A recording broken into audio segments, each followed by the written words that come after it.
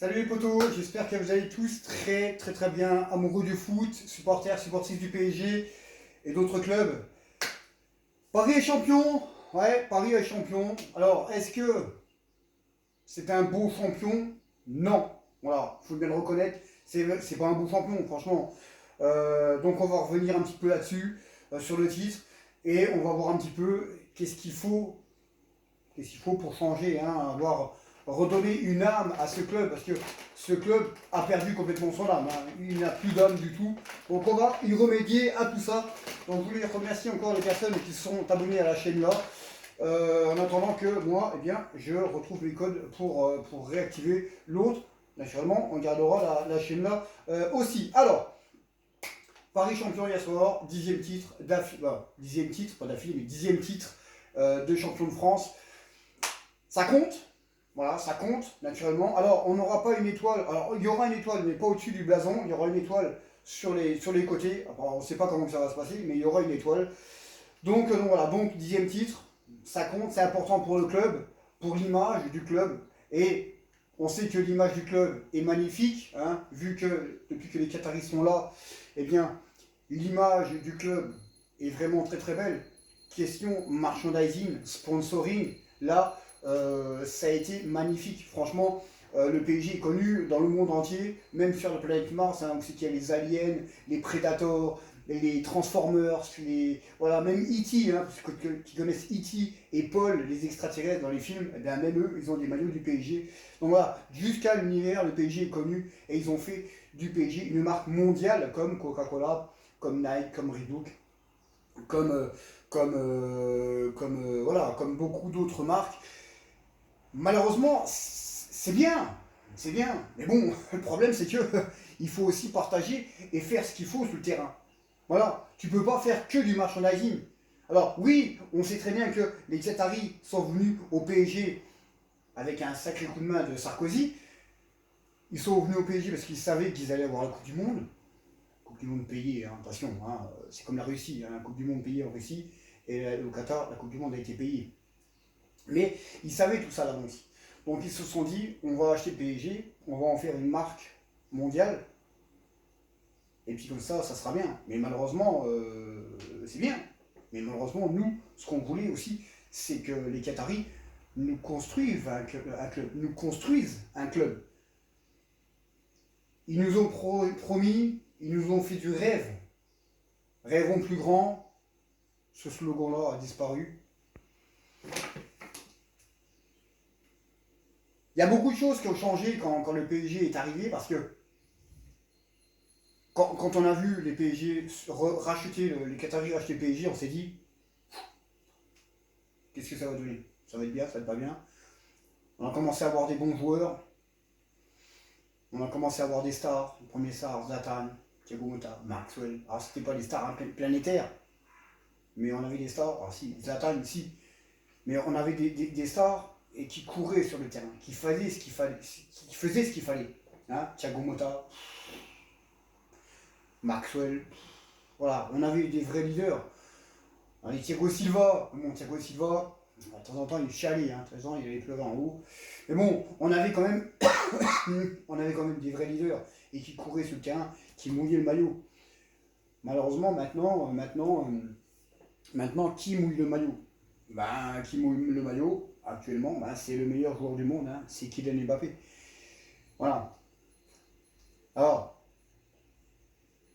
il y en a qui vont peut-être pas être d'accord avec moi, mais bon, on sait et on voit que le bateau est en train de couler. Voilà, il est en train de couler tout doucement, mais sûrement.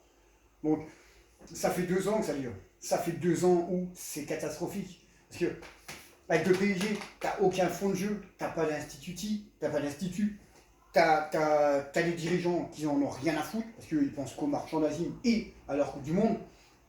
T'as des joueurs qui ont rien à foutre au PSG. Et malheureusement, ils sont là, et ils restent là. Pourquoi? Parce que ils sont très bien payés. Alors naturellement, c'est bien beau tout ça. Mais les mecs, ils ne voudront pas partir. Alors, il y a une chance quand même, c'est que là, il va y avoir la Coupe du Monde dans quelques mois. Et les Draxler, les Herrera, s'ils veulent jouer dans leur équipe nationale, il va falloir qu'ils jouent, les mecs. Et vu qu'au PSG, ils ne jouent pas, bah, peut-être qu'ils vont se dire, oh, ben, au PSG, ça va pas, je joue pas, il va falloir que j'aille voir ailleurs. Donc ils vont peut-être partir. Voilà. Ils vont peut-être partir, voire même un prêt avec option d'achat. Donc voilà, donc dans un sens, c'est pas plus mal. Dans un sens, c'est bien ce qui va arriver, parce qu'il y a des joueurs, il n'y aurait pas eu la Coupe du Monde, ils ne seraient pas partis. Alors, comme Kurzawa, lui, il ne sera pas sélectionné pour la Coupe du Monde, mais lui, il ne partira pas. Il va rester son cul au PSG et il s'assiera sur son salaire. Son salaire, c'est de 700 à 800 000 euros par mois. Moi, je vais te dire, si je suis à sa place, je ne joue pas la Coupe du Monde, même si je ne joue pas, moi, je reste au PSG, parce qu'il n'y a personne qui lui payera ça dans un autre club. Hein. Personne. À part City, mais autrement les autres, ça m'étonnerait. Mais voilà, mais bon, il faut tout revoir. Il faut tout revoir, parce qu'on a des joueurs où on croyait que c'était des vrais leaders, et on voit que ça va pas. Voilà, on a Marquinhos, capitaine courage. Bah, c'est plutôt le capitaine sans couilles. Est-ce que Marquinhos est un vrai leader? Non. Non, c'est pas un vrai leader. Voilà. Combien de fois il a jamais ramené sa gueule? Pourquoi il n'a pas ramené sa gueule quand Donnarumma a fait la connerie? Oui, tu prends un but, d'accord. Mais à ce moment-là, tu es toujours qualifié. Tu es toujours qualifié. Et le PSG avait fait un gros match, une grosse prestation avant. Tu es toujours qualifié. Pourquoi il a pas ramené sa gueule en disant il faut se mobiliser les gars. Hop, on tient. Actuellement on a pris un but, d'accord, mais on est toujours qualifié. Il faut qu'on tienne, il faut qu'on fasse ce qu'il faut. Et il ne l'a pas fait. Le PSG s'est écroulé. Parce qu'il n'y a pas d'âme, il n'y a pas de collectif, il n'y a pas de grinta. Et puis il n'y a pas de... En gros, ils se sont fait tous caca dessus, quoi. En gros, tout simplement. Par contre, si dans ce match-là, Sergio Ramos, et on le voit quand il joue maintenant, il n'est pas blessé le mec. On le voit que c'est un vrai patron. Et si Ramos aurait été là, ils auraient fait comme hier soir une défense à 3, le Real ne serait pas passé. Voilà. Tout simplement. Parce que Ramos, lui, même s'ils auraient pris un premier but sur la faute de Donnarumma, parce qu'il n'y a pas à dire, la première faute, c'est Donnarumma. C'est de sa faute. C'est pas la faute de tout le monde, de l'équipe. C'est de sa faute à lui. Le premier responsable, c'est Donnarumma. Voilà. Après, il y a toute l'équipe parce qu'ils se sont effondrés. Mais le premier responsable, c'est Donnarumma. Tout simplement. Et bien, Ramos aurait été là. Ben, il aurait pris chacun, pas le callback comme ça, et puis il aurait dit, hop, on se concentre les mecs, et on tient, on fait ce qu'il faut. Malheureusement, Ramos ne l'a pas fait, Marquinhos ne l'a pas fait, parce qu'il n'a pas l'âme d'un capitaine. Voilà. Donc j'espère que si l'année prochaine, comment ça va se passer, bah, j'espère que ce sera Ramos qui sera capitaine. Au moins lui, bah, il fera ce qu'il faut. Et on voit très bien dans les matchs qu'il fait, depuis qu'il est plus blessé là, eh ben, il fait ce qu'il faut, tout simplement. Ensuite, on a au milieu de terrain. On va prendre le cas de Verratti. Verratti, ça fait 10 ans qu'il est là. Ça fait 10 ans qu'il est là, le mec. Ça fait 10 ans qu'il est là. À part gueuler et prendre des cartons jaunes inutilement, il ne progresse pas. Il n'a pas progressé et il ne progressera jamais. Donc à un moment donné, eh bien, il faut dire, écoute mon petit Italien, c'est bon, terminé. Tu vas trouver un club, on arrête là. Il ne progressera jamais. Jamais. Ah oui, à part gueuler et prendre des cartons. Alors, oui, il y en a qui vont dire, ouais, mais bon, il fait quand même des beaux matchs, tous les machins. D'accord, je suis d'accord, mais il n'est pas constant. C'est tout le temps qu'il faut faire des matchs comme ça. D'accord, tu peux avoir un coup de mou. Mais en plus qu'il prend des cartons à la con, puis les blessures. Parce que, pourquoi? Tout simplement parce que une mauvaise hygiène de vie, tout simplement. Parce qu'il fume, hein, le mec, hein, le mec il fume. Hein? Donc, naturellement. Donc, Verratti aussi, il va falloir changer d'air. Alors, je ne vous parle pas de devant. Hein. Alors, certes, même que Neymar, depuis quelques jours, depuis quelques matchs, il joue plutôt pas mal. Hein. Même le match hier soir, c'était plutôt pas mal, même s'il a gardé un peu plus de ballon. Voilà, c'est plutôt pas mal. Mais c'est comme ça qu'on veut le voir, mais tout le temps. Tout le temps, tout le temps. D'accord, tu peux avoir un coup de mou. Mais c'est comme ça qu'on veut le voir. C'est comme ça qu'on veut le voir. Et puis Messi aussi. Messi, on a tapé sur la gueule de Messi. Parce qu'il ne fait pas ce qu'il faut. Oui, on attendait beaucoup plus de Messi. Mais il faut se dire aussi une chose, c'est que Hier, il claque un but exceptionnel, très beau but. Il est deuxième meilleur passeur de la Ligue 1, c'est pas négligé. Et en sachant que si tous les poteaux et les barres transversales, s'ils seraient tous rentrés, naturellement avec des si on refait le monde, mais si les poteaux et les barres transversales seraient tous rentrés, ils seraient facilement à 15, entre 15 et 20 buts. Ça change beaucoup de choses. Ça change beaucoup de choses. Et quand tu dis, quand il y a eu l'interview de hier soir en pré-match, hein, quand il parle à Marquinhos, ouais, est-ce que vous comprenez alors lui, il comprend pas parce que les Ultras, ils ont fêté le titre en extérieur du Parc des Princes. Mais c'est tout à fait normal. Pourquoi on va se ruiner la santé à voir une équipe pareille? Je n'ai aucun plaisir. Et je pense que ceux qui regardent le PSG, ils n'ont pas de plaisir à regarder ce match-là. À part les footix de merde, hein, eux, voilà, tant que Messi marque un but, et puis que Neymar joue, c'est les meilleurs joueurs du monde. Voilà, mais bon, on passe au-dessus. Mais voilà, un peu d'humilité quand même. Parce que qui c'est qui en pâtit tout ça? Qui c'est qui en pâtit? Malheureusement, bah c'est nous. C'est nous. Hein? Nous, on dépense de l'argent pour aller au Parc des Princes, on dépense de l'argent pour aller dans les stades, pour suivre ces merdes, c'est devenu des merdes. On dépense de l'argent pour des t-shirts, pour des maillots, pour des survêtements. Et tout ça, c'est sur notre temps de vie, sur l'argent qu'on gagne. Alors naturellement, hein, ils n'ont pas de problème. Hein, ils ont 800 000 euros par mois, voire plus d'1 million. Ils n'ont pas de problème.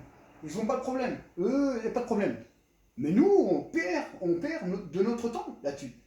C'est ça qui est important. Mais eux, ils sont pas cons, ils le voient quand même, ils savent. Mais voilà. Mais après on a aussi le cas Kylian Mbappé. Partira pas. Ses parents étaient à Doha, ils sont pas partis à Doha pour faire des courses. Hein, ils sont partis parler avec les dirigeants haute sphère du PSG. Mais est-ce que Doha va comprendre? Est-ce qu'ils ont compris que s'il fallait garder Mbappé au Paris Saint-Germain, il fallait changer de stratégie et arrêter de faire du bling-bling? Tu peux continuer à faire du bling-bling, mais il faut s'occuper du terrain. Et avec les vraies personnes, les bonnes personnes. Il faut que ce soit un joueur du PSG, le meilleur joueur du monde, le symbole, le Saint Graal et le patron, parce qu'il est taille d'être patron du PSG sur le terrain. Il faut que ce soit lui qui t'ouvre les yeux en te disant, écoutez, il y a un truc qui ne va pas au PSG. Hein, il faut changer la mentalité, il faut changer la structure, il faut changer beaucoup de choses. Il faut que ce soit un joueur qui te le dise, mais ils sont cons aux dirigeants, ils ne peuvent pas le voir. Alors naturellement, ils le voient, mais ils n'en ont rien à foutre. Vous imaginez que hier soir, Nasser Al-Khelaifi, le président, n'était même pas au Parc des Princes pour le titre de son club. Vous imaginez un peu? Non, il était à Doha. Alors s'il est là-bas, il se fera remonter les bretelles. Quoique, peut-être pas, parce que, voilà, on sait très bien que le prince va le garder. Mais est-ce que maintenant, les dirigeants ont réfléchi et se sont dit, bon ben voilà, on va arrêter de faire du bling-bling, on va faire les choses bien et on va se concentrer sur le terrain. Et acheter ce qu'il faut. Parce qu'il faut tout changer. Il faut changer. Alors, moi, ça serait que moi, déjà, le club, il serait vendu. Hein, parce que il faut pas laisser à des incompétents. Alors j'espère qu'après la Coupe du Monde, il sera vendu à quelqu'un d'autre, à les Émirats Arabes Unis, où eux connaissent beaucoup plus le foot que les Qataris. Changer de président, parce que quand tu as un président, 10e titre, qui n'est pas négligeable, et c'est vraiment un 10e titre qui est fondamental dans l'histoire du PSG, parce qu'il faut savoir que le PSG, c'est un club qui est très très jeune, lui, il n'est même pas présent au Parc des Princes. Donc, il faut changer de président. Alors ça ne changera pas, hein. Ça m'étonnerait que ça change. Le directeur sportif, ça va changer, Leonardo. Alors Leonardo, première fois qu'il est venu au PSG, il a fait les choses correctement. La deuxième fois, il est venu, il a fait quelques bons coups, et puis à un moment donné, ça a coincé. Hein, on a fait un marketing bling-bling, et puis on s'est planté les choux. On s'est planté tout simplement. Il faut savoir que c'est pas parce que tu n'as pas Leonardo, quand Mbappé et Neymar ils ont signé, Leonardo il n'était pas au PSG. Il faut savoir une chose. il n'était pas au PSG, hein, Leonardo. Donc il faut changer Leonardo, il faut changer l'entraîneur. Alors, est-ce que Zidane va venir? Est-ce que Conte va venir? C'est un des deux, de toute façon, je pense. Hein. Zidane, s'il vient, il ne faut pas qu'il ait déjà la tête à l'équipe de France, en se disant, bon, bah, s'il y a une opportunité, je m'engouffre. Non, il faut que tu viennes, il faut que tu sois concentré sur le PSG. Le temps de ton contrat, il faut que tu sois concentré sur le PSG. Il ne faut pas que tu réfléchisses ailleurs. Pas pour Pochettino. Pochettino, il vient au PSG, quelques jours après, il pensait déjà au Real de Madrid, ou à Manchester United. Donc voilà. Et Conte, bah lui, il a la grinta. Hein. Si il vient au PSG et puis qu'à la mi-temps, il voit que Neymar et Messi, bah, il court pas sur le terrain, lui, il va te les sortir. Hein. Il en a rien à foutre d'en haut. D'en haut, il en a rien à foutre. Il va te les sortir. Et si s'ils sont pas contents en haut, bah, dis merde, dévoilez votre club, moi je me casse. Je casse mon contrat, je m'en bats les couilles et je me casse. Et Zidane, ça sera exactement la même chose. Zidane, ça sera pareil. Donc, si l'un des deux joueurs là, et l'un de ces deux grands entraîneurs, bah, s'ils viennent, il faudra qu'ils aient beaucoup plus de pouvoir, et quasiment les pouvoirs complets. Mais la moindre connerie, eux, ils n'hésiteront pas. Hein. Ils n'hésiteront pas. Neymar, tu cours pas? T'as pas envie de jouer? Mais si, bah, qu'est-ce que tu fais? Tu cours pas? Allez, c'est bon. Hop, tu sors. Il y en a d'autres qui veulent courir. Donc voilà, donc eux, ils font leur recrutement. Ils auront déjà un schéma avec qui ils veulent travailler. Et Zidane et Conte, ça sera la même chose. Donc voilà. Après maintenant, est-ce qu'ils vont vouloir changer tout ça? Ils l'ont pas fait pendant ils l'ont pas fait pendant 11 ans.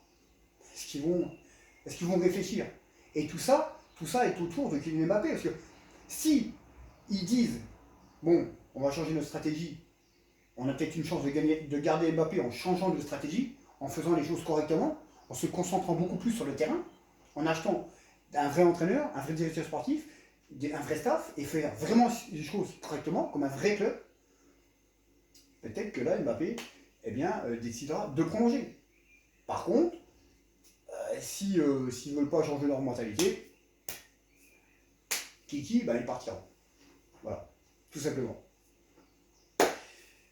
C'est comme ça, voilà. Mais nous, voilà, qu'est-ce qu'on est, nous? Voilà, nous, on est les cons, les communs des mortels, parce que nous, on fait nos vidéos, on achète des trucs, et puis, naturellement, on n'a pas la vie qu'ils ont, hein. On aimerait bien, mais on ne l'a pas. Peut-être qu'un jour, en espérant, peut-être qu'un jour, on l'aura. Mais pour l'instant, non. Mais ça fait beaucoup de choses. Voilà, ça fait beaucoup de choses. Alors, est-ce qu'ils vont changer leur fusil d'épaule? Ça, l'avenir nous le dira hein, dans les prochaines semaines. On verra bien un peu comment ça va se passer. Tout simplement, en tout cas, pour revenir hier, bon, voilà, le titre de champion de France. Est-ce que le PSG mérite son titre de champion de France? Moi, je dis que non. Voilà, pas avec une prestation pareille, tout simplement parce que ils nous ont jamais fait honneur. Si, et certes, il y a eu des beaux matchs hein, contre le Bayern, le Barça. Il y a eu des très beaux matchs.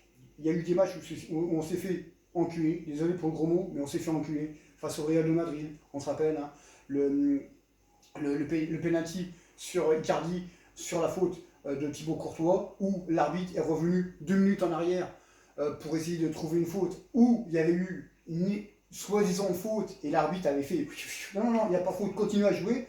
C'est même Eric Dimeco, hein, le Marseillais, qui avait dit il est revenu en arrière pour chercher une excuse pour siffler coup franc pour annuler le penalty et le carton rouge. C'est lui-même qui l'a dit, hein. Il l'a dit en direct, tout simplement. On s'est fait voler aussi contre la remontada, hein. Tout le monde sait que le match a été truqué par l'arbitrage, et ainsi que le match contre Manchester United. Voilà, la main de Kimpembe, si vous regardez bien le machin, la main, déjà qu'il n'y a pas main, hein, et le bras, le mec il est en dehors de la surface de réparation. Donc voilà, donc dans le sens contraire, il ne siffle pas. Voilà. Et face au Real de Madrid il y a quelques mois, quelques semaines, si c'est dans le sens contraire, il y a pénalty. Voilà, tout ça parce que les clubs là sont protégés. Voilà, tout simplement. Donc est-ce que ça va changer? Ça on n'en sait rien, on verra bien dans les mois qui viennent, dans les semaines, et puis on verra un peu comment ça va se passer. Et ce qui va se passer au PSG, donc là, le titre c'est dans la poche. Maintenant, que la saison se termine le plus vite possible, en sachant que dans 2 mois, dans 1 mois et demi, tu as le nouveau mercato qui va arriver, donc il va falloir déjà travailler, il y en a qui déjà travaillent dessus pour l'entraîneur, le recrutement, tous les machins. Donc on verra bien un peu comment ça va se passer dans les semaines qui suivent, tout simplement. Donc voilà, donc sur ce, moi je vous laisse, passer un bon dimanche, et j'espère que ça vous aura fait plaisir, cette vidéo. N'oubliez pas de vous abonner, de mettre un pouce, un commentaire, partager, liker, n'oubliez pas la cloche de notification, et nous on se retrouvera pour d'autres vidéos. Sur ce, ciao!